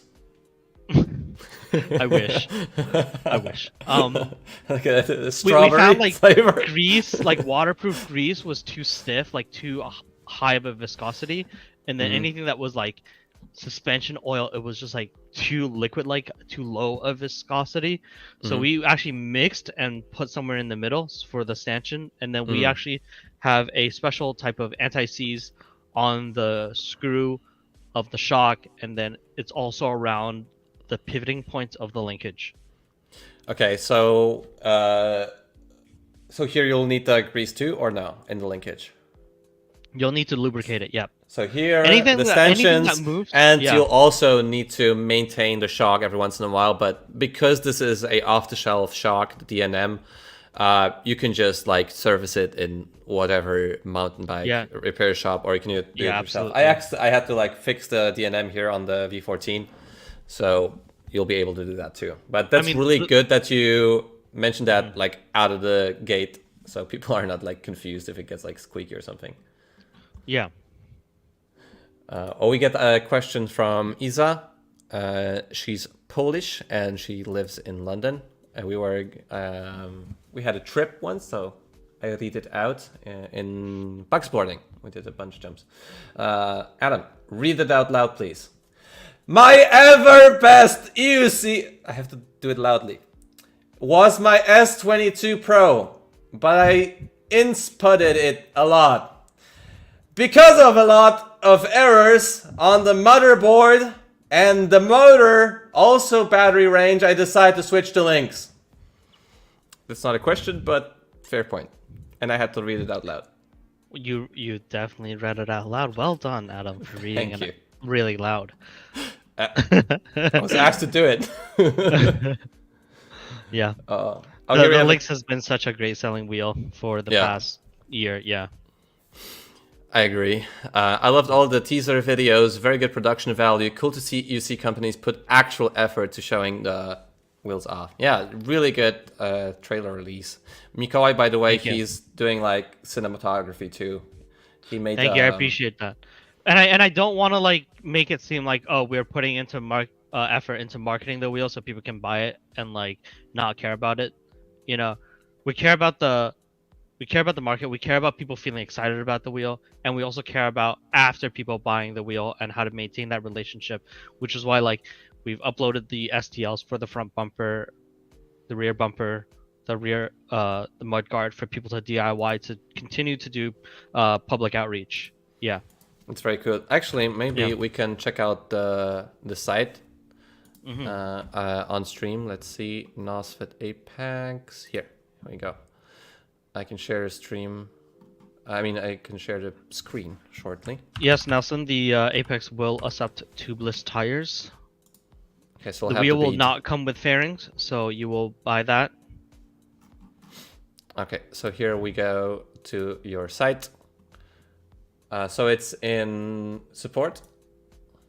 Yes. So here you have the files, front bumper, rear mud guard. No. Videos coming I know soon. the website's not perfect, but it works. It does work. Yeah. We have all of the resources here. The video about changing the travel, suspension travel, or like height of the pedals, or the whole height of the wheel, essentially. If you want to check it out, just head over to nosfet.com. All right. No sweat. Have you been contacted by companies about production of aftermarket mods and or fairing sets? Yes. So, we've Grizzla is gonna do their own thing with it. Like they've already bought a unit from us, so that they're gonna design some pretty cool things. Beidou has already come up with a handle on trolley set, along with the fairings and bumpers for it as well. So there's already people and mods for the wheel. Here is another question, more spec-wise, and I have the specs written here. So if for any of you guys that don't know, it will come stock with a 5 amp charger, just like the Lynx, and max charge rate is 15 amps. So that's pretty quick. Battery 2700 watt hours on Samsung 50S cells, 151 volts. Weight is weight is I will say in regards to the charging limit, so on the spec sheet it says 15. You can actually charge to 20 amps. It'll actually take more than that, but there's a safety precaution. I would only suggest you to charge max at 20, but if only where you need, like, you came off a race and you're about to go on to a next race, like, okay, let's go, you know? But other than that, like, there's no really need, like, Okay, but usually safe top limit is 15 amps. 20 is safe also, Oh, so will you change that, or what? Well, I was given that information after I made that, but okay, gotcha. I don't want to put like 20 because then everyone will try to charge it at 20. So for people that are in the stream and that care, then feel free if that's something you need. Yeah, I mean the faster you charge, the shorter lifespan of the battery will be. That is the same thing for all batteries, so I guess that's what it is. But yeah, I guess I would be just like surprised if I would be like charging over 50 and it's like not showing any errors, but that's good to know. Also, 79 Iska appreciated the reading the comment out loud. That's good. What does the charger look like? Is it the same as the Lynx? Yes. You have a different charger. Okay, same charger. Yep.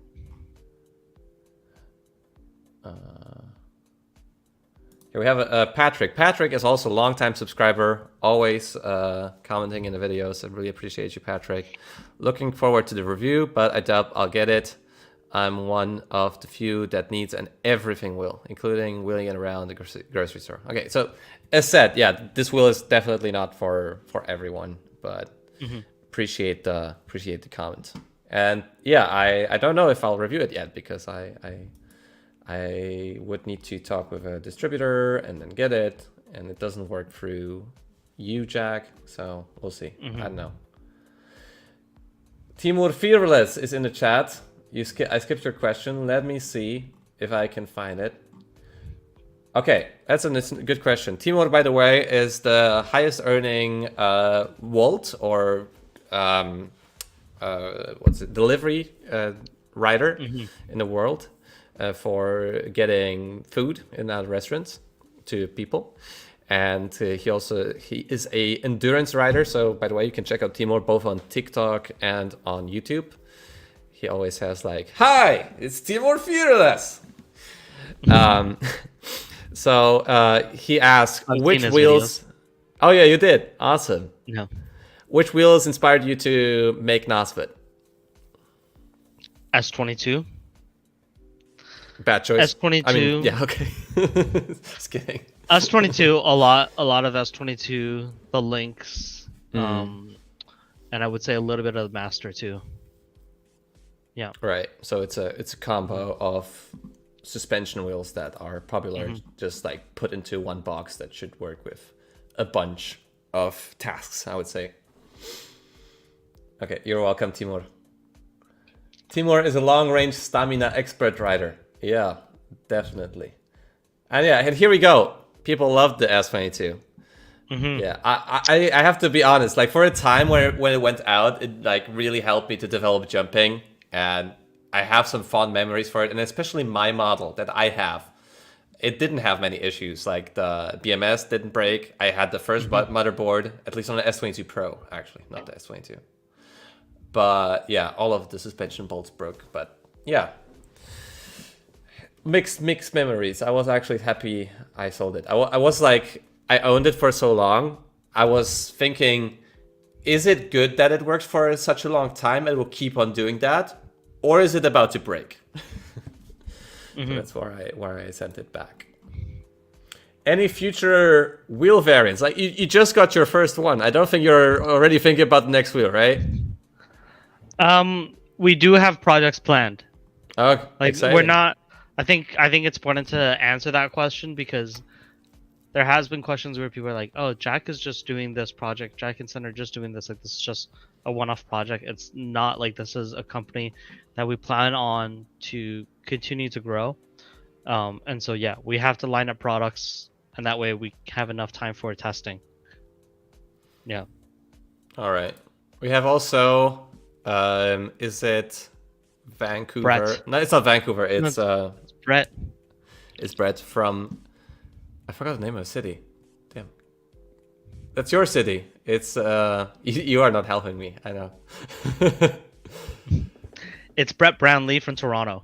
Toronto, yeah, Toronto Riders. Good to see you. Yeah, roommates from Amped, back when I was very grumpy and didn't have enough sleep. That was funny. That was a rough. That was very funny. Oh yeah, where's the charge port on the Apex? That's a good question. Right behind the controller, like on the top. So it's not a. It's right under where that featured text is. If you put your, I don't know if you can put your mouse there, but I can't put my mouse there, but I have another picture with the screen on top. There, yeah, right above the NOSFET badge. Yeah, it's accessible, so no more G-spot charging. Like on the Sherman S, or anti G-spot charging. I think the S22 was the first to popularize G-spot charging. Yeah, the cable was also always in the way there. I don't mind the G-spot like in the extreme. I thought it was like very far out, and that's why it worked. But I think that's a better choice, like you have here on the Apex. And on the V14 is the same thing. It has 2 charge ports, right? Yes. Another question: how many people are in the company? Toronto, yeah. We currently have about 15 people in the company. 15. That's a lot. That includes the production line people as well. Okay, so you have actually your own production facility that like assembles everything. Yes, it's all done in house. And yes, the rim on the Apex is designed for tubeless tires. And you will ship it with a 80/90 or with a 90/90 tire? It is shipped right now with a Kenda 262. The only person that has a tire that isn't a Kenda is Jason. So, yeah.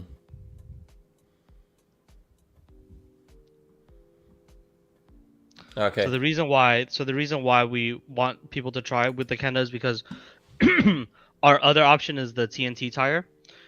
But I don't think the TNT tire people understand it enough, and I don't want that to get in the way of the experience of riding the Apex. That's true. A lot of people are just used to the Navis right now. Yeah. And like some people like the Kenda, some people don't, some people, but it's like at least people know the Kenda. It's like, oh, but I've ridden this wheel on my Sherman or on my Master before, and I know how it kind of feels. Because if we put another tire on, people are gonna like, this wheel rides like shit, and it's like, but have you thought about maybe it's the tire? People don't care. Then the conclusion will just be, oh, the Apex rides like shit, Okay. So, yeah. So you just bring a bunch of familiarity into yeah, the product. Exactly. And we have also Serge Proskurka. He's now in France. He's been fixing a lot of my wheels. Good friend.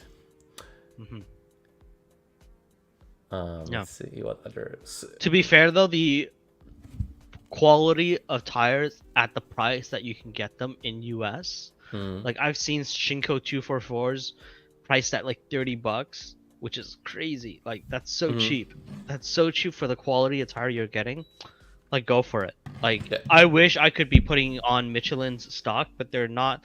There's actually a lot of regulations around tires, exporting tires, getting the authorization for it. Yeah, it's a whole thing. So it's not, and Michelin's basically just not available in the size that we want here in China. So right. Comfort Level is asking, was Kuji involved with this wheel? Kuji was not, but Kuji knew about this project for a while. I can't remember if we ever showed him like the very early prototypes. I feel like we did. Yeah. Oh, Serge actually commented there is a Apex in Poland already, but without batteries. Batteries haven't been sent yet. They have been sent. It's just the logistics and how it works with basically batteries that takes a little bit longer. Another question, pretty important, I guess. Can we ride the wheel safely in the rain? Yes, you like can ride the wheel under the rain. Yeah. It has IPX 6. Yeah, IPX6 rated, so that means you can wash it down. I guess if the name for Italy would be Nosfetino, what would the name be for France? I don't know what's like a Nosfet Pierre. No. Jean Nosfet. Jean Nosfet.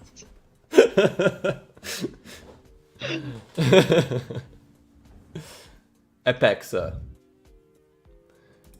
see about those questions coming in.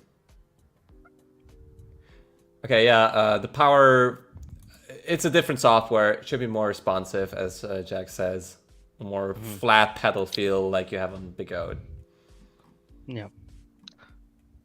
The software is tuned different. Like the power is the same, but how you interact with that software is different. So people will feel different things about different softwares. Nosfet. Nosfetino. I guess, guys, if you have any ideas for name suggestions across different languages, like put them in the chat. Yeah. Nosfet pas. No, it's IPX6, not IPS68. That would be a display, really. IPS display that's 68 inches.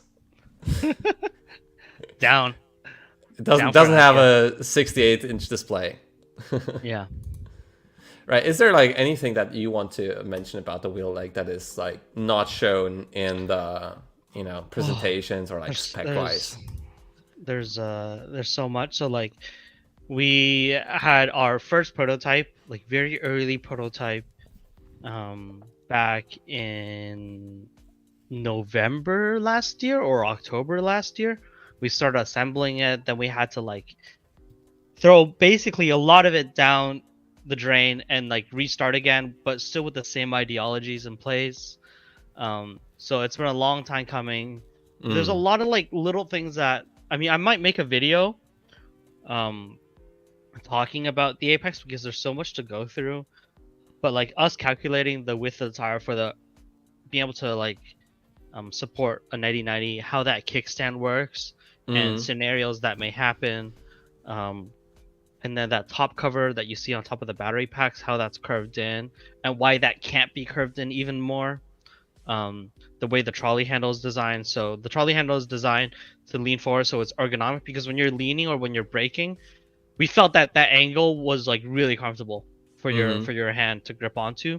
At the same time, for people, I'm not one of those riders because I like to have my legs leaned up right against the pad. But a lot of people like it really low or have no front pad at all. Yeah. A lot of handles will get in the way of your knee. And we don't want that. So that's why that handle is curved inwards. Right. That makes sense. The shape of it also absorbs the impact. So it's out, and when it takes impact, it'll actually go backwards. Okay. And flex. So it reduces that. Yeah. Sweet. And that's also, I guess, like a nylon reinforced something, or is it? It's not metal, right? It's something no, it's not. more It's not elastic. metal. Yeah. Oh, that's a good question, maybe. Does the software share the same software settings as the links, like pedal hardness levels, or is there like more options or less options than that? So our software at the very base level is very similar to the links, but on the very outside, so things that we could tune and feel, we've adjusted that ourselves, and we've decided what we want it to be. So the pedal hardness, you can change that.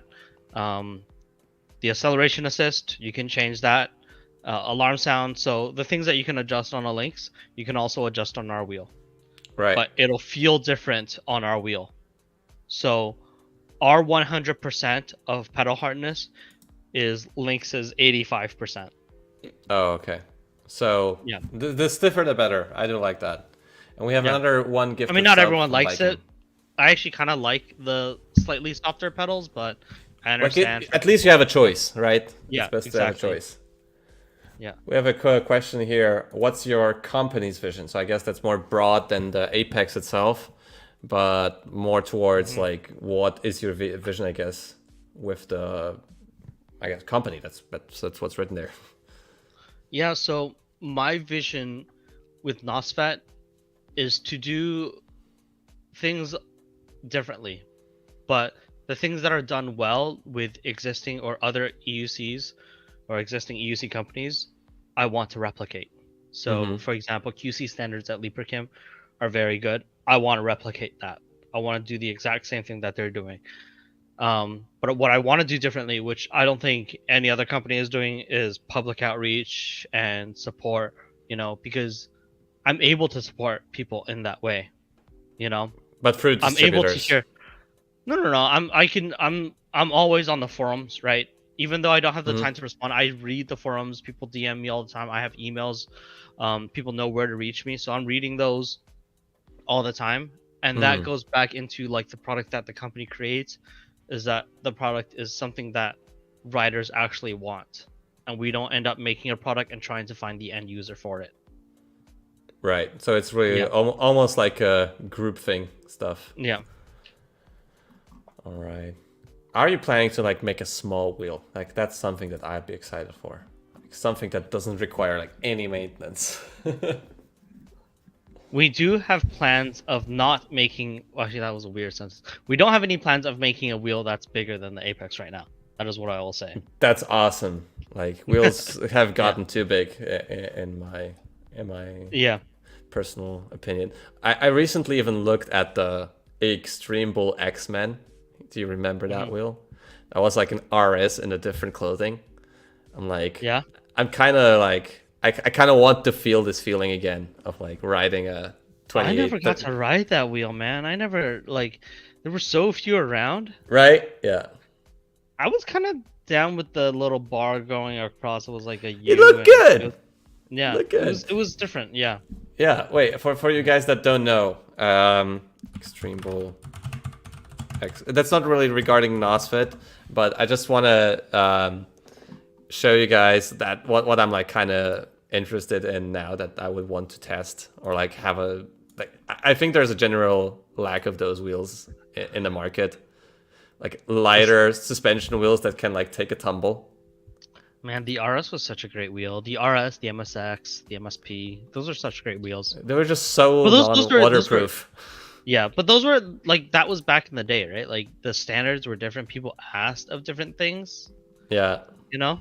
I really want to go back to that though. Like I feel like now with having the skill from like suspension and like trying to tackle it again without, I'm just curious about it. I'm genuinely super curious to ride like a lighter non-suspension wheel.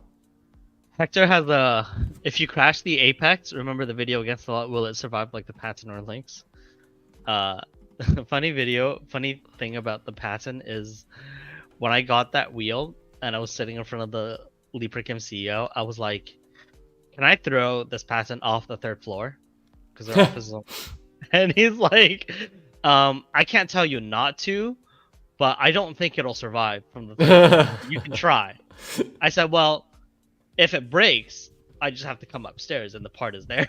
So it's very easy. Let me go find, and then I'm like, okay, I gotta go crash this thing. I want to see how durable it is. And I was like, okay, let's go outside and find a wall we can like create dents into, you know? And he was also like, okay, that's kind of random. And I was like, yeah, this is kind of a random thing for me to do as well. But that video got a lot of views, and that was like a very straightforward way of telling people that this wheel is properly built. Right. Yeah. Even though it was like super, grainy. No. Well, not only that, but it was like super just caveman like with the approach. It wasn't sometimes like, those we're videos... now in a science lab and we are now 30 meters apart from the wall. We're gonna push this wheel at 25 kilometers an hour. You know, it was just like, there's the fucking wall. Push. Sometimes that's what we need, just like a very, very straightforward message. Yeah.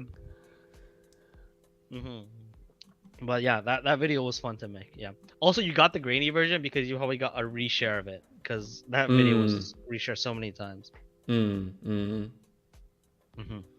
lot of people excited, like RS 134 volt with Blitz motor, without suspension, fully waterproofed, magnesium alloy would be awesome. Yeah. Be freaking exciting. Just give me a small battery so I don't have to like carry it around. Yeah, but then if you do a small battery, people are gonna come out and be like, Adam, this wheel goes nowhere. I'm not talking for people. I'm talking for myself. Yeah. I would be pissed They'll too. be in your comment. They'll be in your comment. Yeah. That's where you get the range people come out. I can't go anywhere with this wheel. So don't. Can't please everyone. Just take a train. I gotta ask you. Yeah. I gotta ask you. Yeah. So you hate cars. I do. Now you have a car. Yes, I do. What the hell happened? You freaking hypocrite, Adam. Why? I am. So there's more thought to it, actually. The problem is that if I want to take like 2 wheels or 3 wheels, a bunch of gear and a bunch of stuff, I can't really take in a train. So you could. No. It'd be really awkward. There's no way. There's no way. Like, imagine me like trawling 2 EUCs, having like a ginormous backpack, 3 helmets. No. You pull like a tiny trailer attached to the wheel that you're riding, and you ride into the train. It won't fit into the like entrance of the train.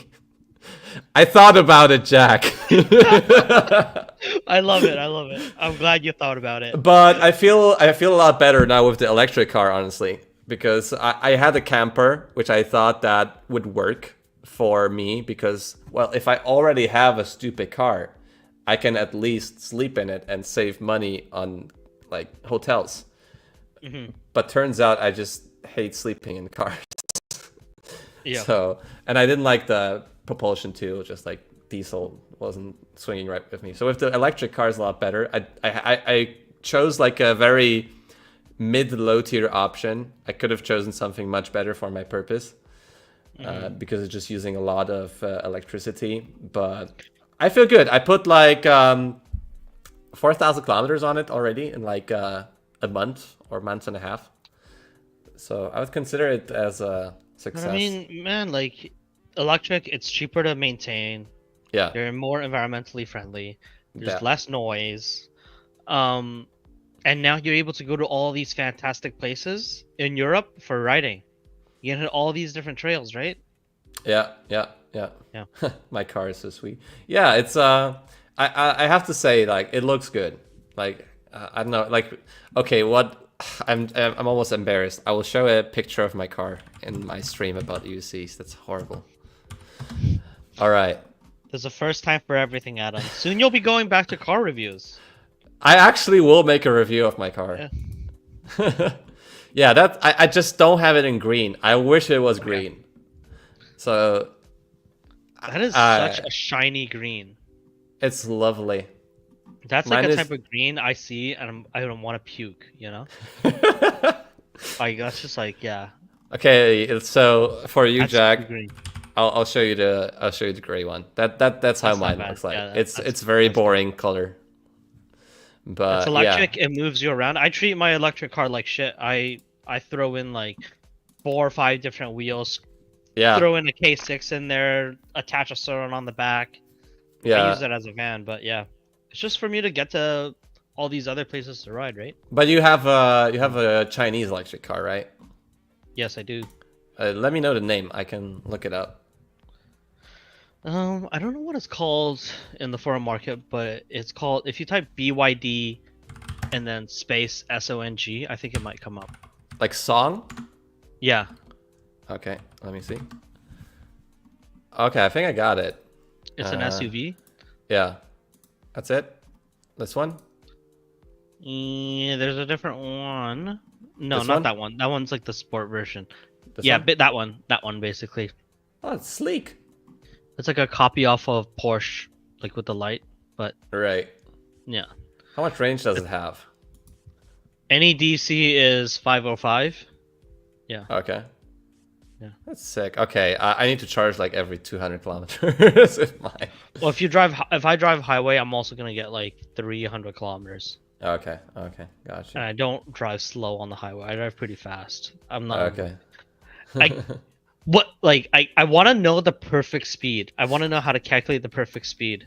Did you use a better route planner? No. That's the thing. Because there's charging stations everywhere, and I'm just like, I go on the highway and I'm like, I just want to have fun while driving, you know, because driving is so freaking terrible, boring, man. Yeah, it's I agree. So boring. Like it doesn't matter if I'm driving a Ferrari or anything else. It always sucks. It's quickly it becomes very boring really quick. Yeah. You know? I agree. Yeah, because for you're me in this box and you're just like this and it's like yeah, red light. And you can't do shit. Yeah. Like driving in the city is the worst, but like highway is just boring. But I prefer to do highway because I know that's the only way I have to do. But in the city, I'm like, I feel just, you know, I feel bad. Yeah. Like I just look at colors on lights and stuff, and I can't move. So But, should we yeah, answer V Karpenko filmography says, are the brake lights bright enough, and what studs are on the pedals? Okay, yeah, let's go back to the wheel. Yeah. Yeah, so the studs, the pedal is die casted, and the brake lights, they are bright enough, and there's actually different modes. So if you slow brake, it'll like light up a little bit brighter than like it just being like when you're riding, and then if you emergency brake, it'll like flash. Okay. So our wheel, when you're riding it, is not like it's like flashing left and right. It doesn't have the turn signal stuff. Oh, thank God. That was pretty useless. Absolutely. Yeah. But the pedals are just like die-cast studs. Is that like a patent issue or something? No, it's just like keeping the wheel weight down. Yeah. That's I hate those studs, honestly. I have the on a V14. I know for like basic like commuters, I guess it could be enough. But yeah, for like off-roading, I would definitely prefer Well, MTB Gabe actually studs. got it, and he answered on Facebook whether the pedals were gonna be crap, and he answered the pedals are not crap. They're really high. The spikes are really high, so yeah. Are like the studs longer or what? Yeah, the studs are longer. I can't remember the data anymore. I'll have to go back and look at my data. But yeah. Okay. Yeah, I guess we can do like another 15 minutes and then we can slowly wrap it up because we answered already a bunch. So if you guys have any, Gabe answered, they're nice and long. And my mouse just died. I need to charge it. Luckily, I still have a second mouse.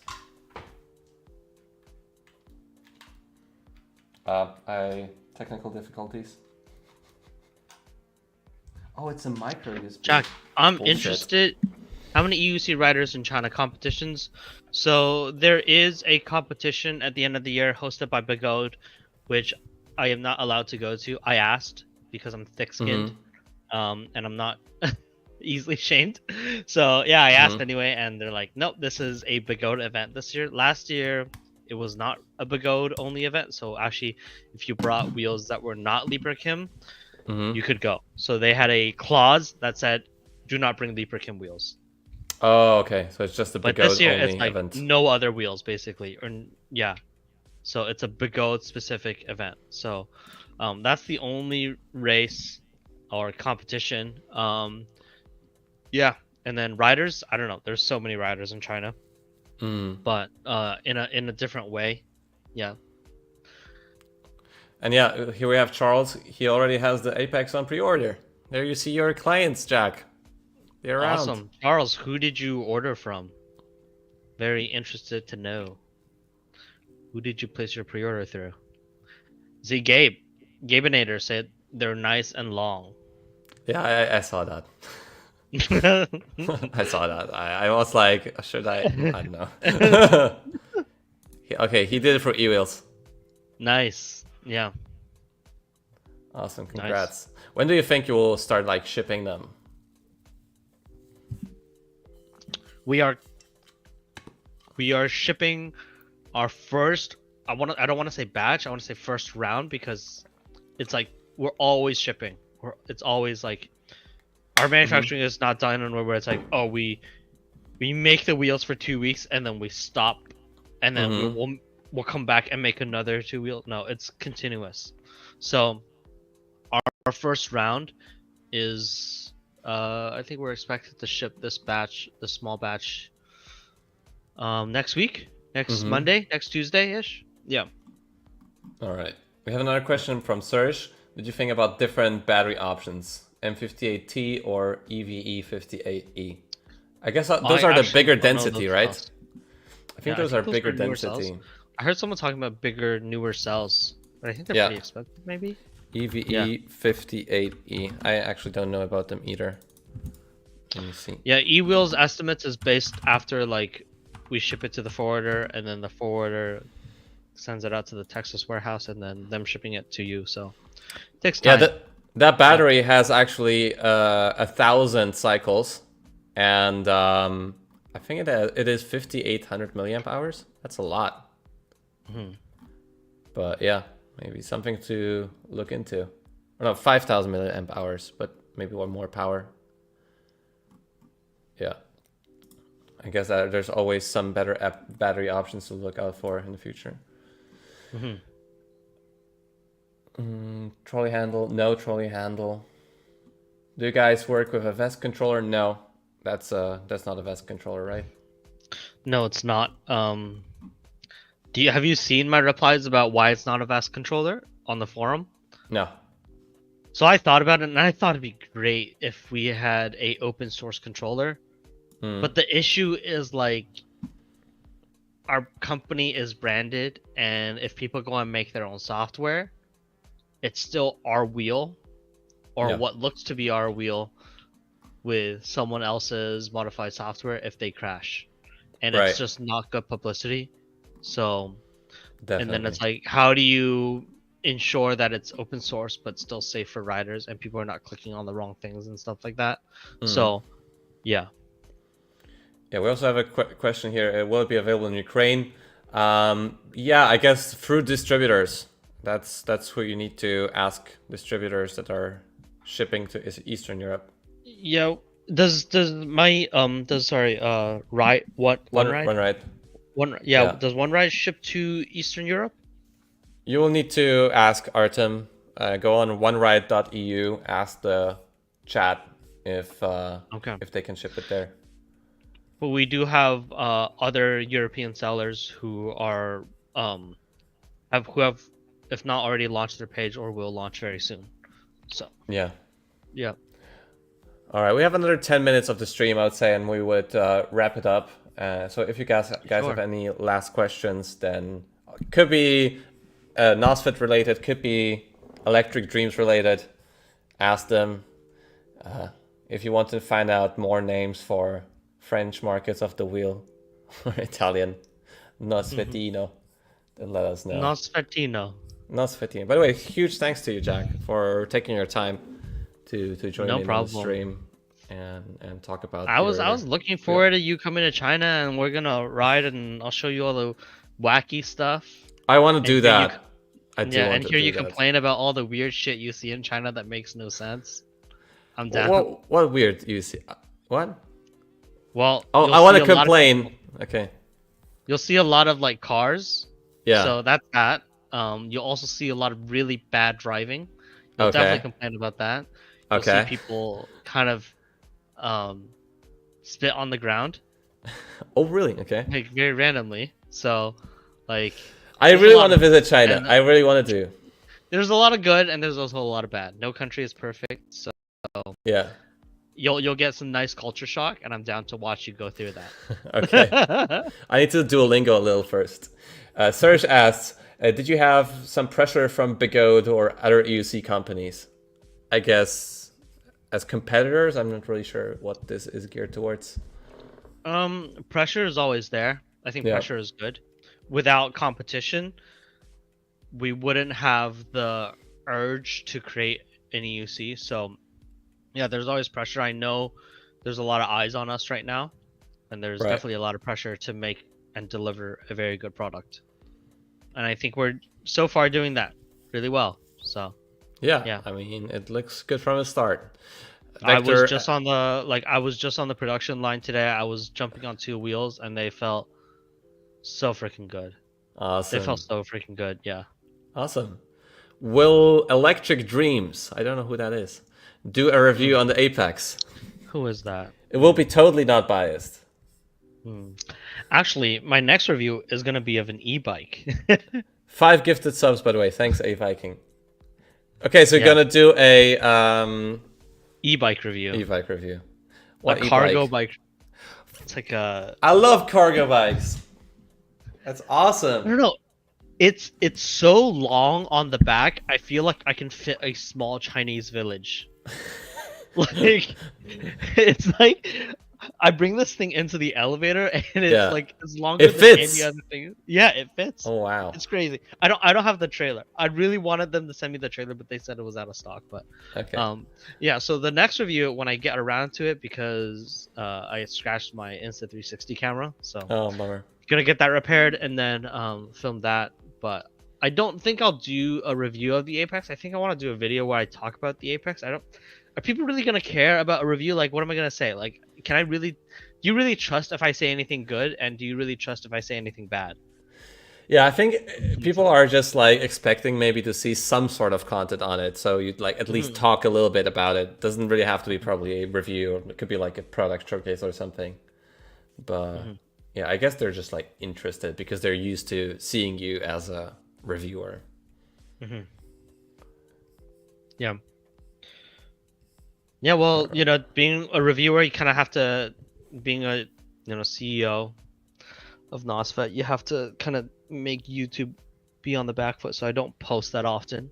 But that's very healthy for your brain, though. Like I've been using YouTube for so long, it's like it's tough to stop sometimes. And then if you stop, you're like, oh, it feels good. Have you seen that video where I went to Dali to find Kuji? Yeah, I did. So that was in a time where I felt like I was doing so many reviews and I was like, fuck, I'm reviewing another wheel and I'm not all that interested in it, and I know people can feel it. Yeah. And so I was just like, okay, let me go well, let me go find Kuji because people want to know what the hell happened to him. But I also wanted to give myself time and reevaluate what I was doing with my channel, with myself, career-wise, YouTube, content creator-wise. So yeah, I think that really helped. So that was a really good vlog. Yeah, I watched it too. Yeah, I remember you were like on top of the like a cafe and it had like a very nice view. Yeah, good. Yeah. Good on you for that, Jack. It's good to change the environment every once in a while. How difficult is the tire change on the Apex? It's very easy. It's very easy. You drop down the 6 screws that hold the battery on the side, so then you can literally you already see the one side of it. You have to like remove that top battery, that curved part. Is then that this one? The battery. Yeah. And then underneath that, you see the bigger screws around the edge. So you remove those, and then you drop that down basically, and then you're exposed to basically the one side of the wheel. So just a couple screws and you're done. Yeah, so we calculate. So if you know what you're doing and you're not like, let me watch Wrong Way's repair video on how to repair the Apex, you know? Yeah. Like pausing and like, okay, he did this. Okay. Yeah. If you know what you're doing, then it's like less than 10 minutes to get to the tire. Yeah. Wow, that's amazing. Yeah. It's great that you guys thought about that. And then however long you need to like put a new tire on. I'm not that great with it, truthfully told, but if you're professional, I know some people pop on tires like Albert will pop on a new tire for you in like less than 2 minutes, and it's like perfectly aligned. I will pop it on. It's like, I think it's aligned. I pump it up. Damn it. Yeah, it's so frustrating. But if you have the bead, it should be easier, right? Yeah. So. Oh, Christine also in the chat, 2001 pack. Let's do a tire change video together in China, Jack. I think Albert and I will do it. You'll just stand in the background, Christine. I'm not sure how you can help. No offense. She needs to be involved. Yes. All right. Can hold the camera. She will be comedy. Oh wait, here. I'm sure she can help. All right. Yeah, we have another. Have excellent strip down videos. One of the factors that made me buy their wheel. Well, a lot of the good strip down videos are, guess what? Made by me. By the way, Christine, she did the V14. Yeah, I saw that video, by the way. Good. Yeah. I remember it so thoroughly when you just pop out this block, just knock it out with a hammer. I just remembered that video so well. Oh, it stuck with me for a long time. But yeah, good job on those videos. That's really awesome. There's some EV charger integrated with motor controller. Any plans of integrating a charger like that? So integrating a charger into your EUC would mean that even without the housing, like you're utilizing the housing from a controller, would mean that you would add another 2 kilos onto your wheel for what is realistically a 90-kilometer range wheel. After 90 kilometers, are you not going to just like charge? Like, are you going to care about that? Or would you rather have the better riding characteristics of a lighter wheel? That's basically what you're debating. But 2 kilos is with housing. Like my pit zoom charger is 1.4 kilograms with the housing. So I don't think it'll be like 2 kilos. True. Yeah. I don't know. I think space is a huge thing as well, right? Like there's so much that we're trying to like cram in. Yeah. Yeah, I know like a lot of people are like arguing that, you know, they don't want to make a charger because it makes it more difficult to repair and stuff. But I'm like I'm on the other front. I'm just like I just want to carry a cable. I always want to charge. Like there is no situation where I want to be without a charger. Like I can, you know, go back home always and like charge it there, but I would be happy to have something inside. So I'm waiting. Like me personally, I'm waiting for a day we have a wheel with a built-in charger. Okay. Last questions really, and we're wrapping it up. Do you think we will get to the point of using EV fast chargers? I don't think we will be using DC fast chargers because those are like a lot of kilowatts. But I think perhaps three-phase current, those which can have like 22 kilowatts, up to 22. Usually they're like up to 11 or 7. I think that would be super cool to have the EV plug in the wheel. I'll be excited for that. Mm-hmm. But then we have a very heavy cable. Did you guys figure out the acceleration assist bugs on links? Does it carry over into the links, or is it completely different? Apex, yeah. So it is carried over. To answer that question, very simply, it is carried over. Okay, so you can turn on acceleration assist in the Apex. You can turn it on, yes. But it is off by default. Yeah, but I guess you don't mean the bugs. You mean just the feature. I mean the feature, yeah. Yeah, because he's talking about the bugs. There's lines of code that they changed, and those codes are also implemented in our wheel. Yeah, the newest version of the software is really cool on the links. So yeah, I guess guys, it's been 2 hours. Do you have anything to add, Jack? Because I'd be wrapping it up.